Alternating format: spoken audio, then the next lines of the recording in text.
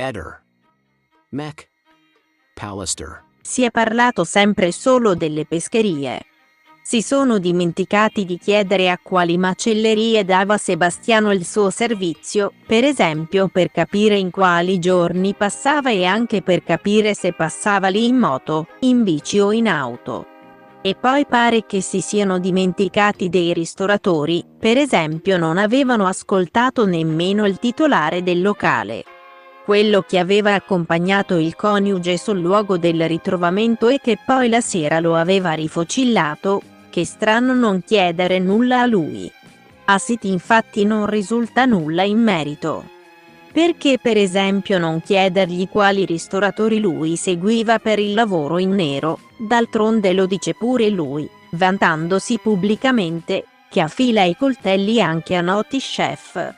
Tutti noi possiamo dimostrare ciò che abbiamo fatto.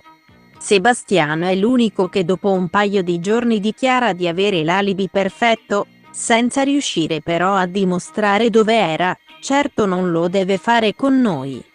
Ma sembra non l'abbia fatto neanche con gli inquirenti, visto che tutto il materiale da lui procurato non è stato sequestrato subito, vedi GoPro, video, telefoni. Hanno provveduto solo a fare una parziale perizia informatica sul telefono iPhone di Lilly.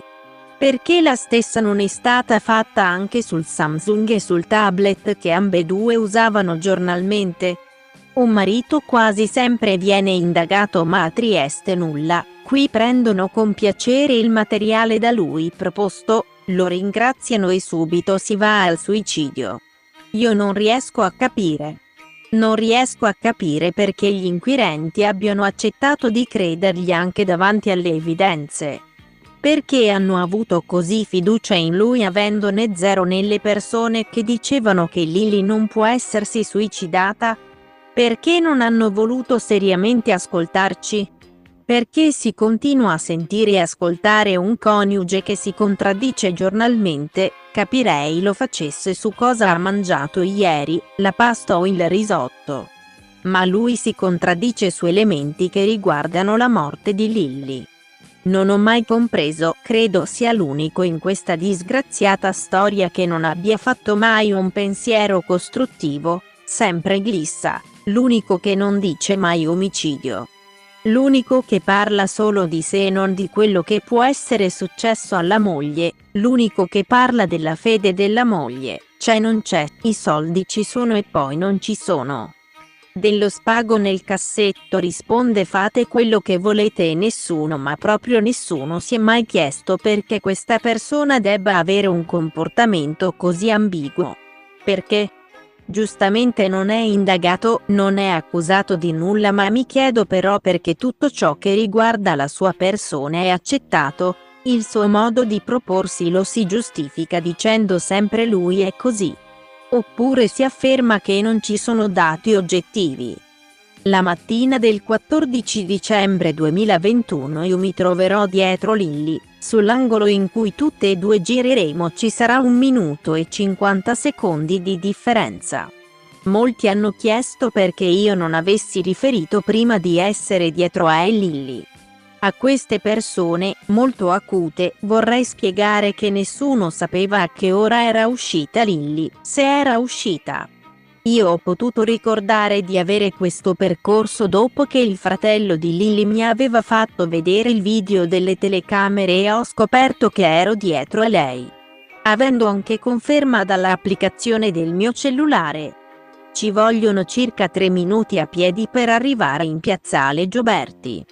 Come si è visto nel video io cammino molto veloce e credo, dovendo fare lo stesso percorso per arrivare alla Wind, sicuramente l'avrei raggiunta. Quando è salita quindi in auto con qualcuno che conosceva bene Lilly, prima o dopo la fruttivendola? Io di questo sono certa, Lilly è salita in auto con una persona che conosceva bene. Alla telecamera ad angolo di via San Cilino, dove lei gira e io arrivo poco dopo. Liliana passa alle ore 8 e 43 minuti e 27 secondi. Io passa alle ore 8 e 45 minuti e 17 secondi. Lei lascia l'immondizia alle 8:43 minuti e 20 secondi svuotando i sacchetti che poi si rimette in borsa. Eravamo nello stesso punto, la differenza tra me e lei era di 1 minuto e 50 secondi.